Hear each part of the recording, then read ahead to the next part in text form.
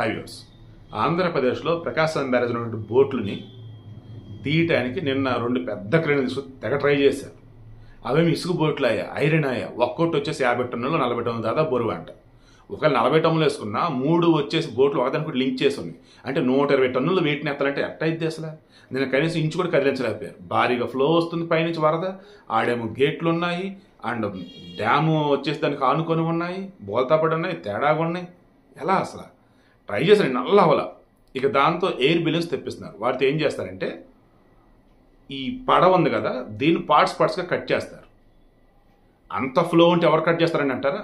దానికి కూడా డైవింగ్ ఎక్స్పర్ట్స్ని తీసుకొస్తున్నారు. గతంలో పులిచింతలు గేట్ కొట్టిపోయినప్పుడు పనిచేసిన వాళ్ళు కానీ, ఆ బలిమిన రిజర్వాయర్ దగ్గర పనిచేసిన వాళ్ళు కానీ, ఈవెన్ సముద్రంలో కూడా కొన్ని రకాలటువంటి వాటికి సంబంధించి పనులు చేస్తున్న టీంలు ఎవరైతే ఉంటారో అటువంటి ఎక్స్పర్ట్స్ని తీసుకొచ్చి ఇక్కడ ఆల్రెడీ ఈరోజు వర్క్ స్టార్ట్ అయింది.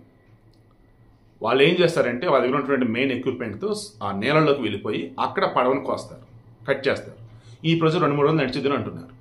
ఇలా కట్ చేసిన తర్వాత ఏం చేస్తారంటే పార్ట్స్గా చేసిన తర్వాత ఆ వెయిట్లను పెట్టేసి ఆ ఎయిర్ బెలూన్కి దాన్ని లింక్ చేస్తారు. ఆ ఎయిర్ బెలూన్ వచ్చేసి మనకున్న సమాచారం మేరకు ఈజీగా అది 60 టన్నులు దాదాపు మోయగలిగిద్ది అంట. అది అంటే ఇక అది ఎయిర్ బెలూన్కి ఆ ఐరన్ పార్ట్స్ కట్టేసి ఇక లిఫ్ట్ చేస్తారన్నట్టు. ఆ ప్రొసీజర్ నాకు తెలిసి 2-3 రోజులు పట్టిద్దని అంటున్నారు. చూడండి అసలు ఆ వైసీపీ చేసిన దారుణమైనటువంటిది ఇది.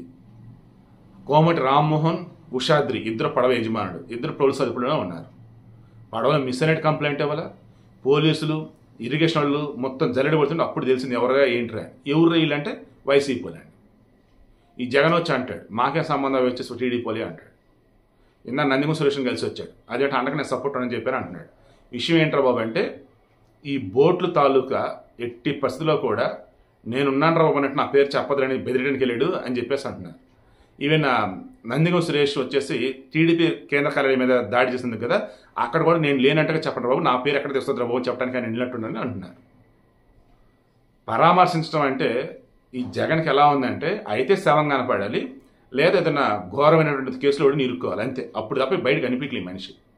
సో ఇప్పుడు విషయం ఏంటి, ఈ పడవలకు సంబంధించి కట్ చేసి ఆ తర్వాత ఎయిర్ లిఫ్ట్ చేస్తారు. అప్పుడు అక్కడ అంతా కూడా క్లియర్ అయినట్టు. ఆల్రెడీ 67, 69, 70 గేట్లకు సంబంధించి పైన కౌంటర్ వెయిట్స్ ఫిక్స్ చేయడం జరిగింది. బొడమేరకు సంబంధించి గండ్లు కూడా పూర్తి చేయడం జరిగింది. ఇక ఉత్తరాంధ్రలో వచ్చేసి ఘోరాది ఘోరంగా వర్షాల వార్తలు ఉన్నాయి. అక్కడ ఇంకా అధికారులు చంద్రబాబు నాయుడుకి వీళ్ళంతా బిజీగా ఉన్నారు. సో ప్రకాశం బ్యారేజ్ దగ్గర ఆ పడవలను తొలగించడం కోసం హై ఎండ్ టెక్నాలజీని యూజ్ చేసి మొత్తం క్లియర్ అయితే చేస్తున్నారు ఆగ మేఘాల మీద.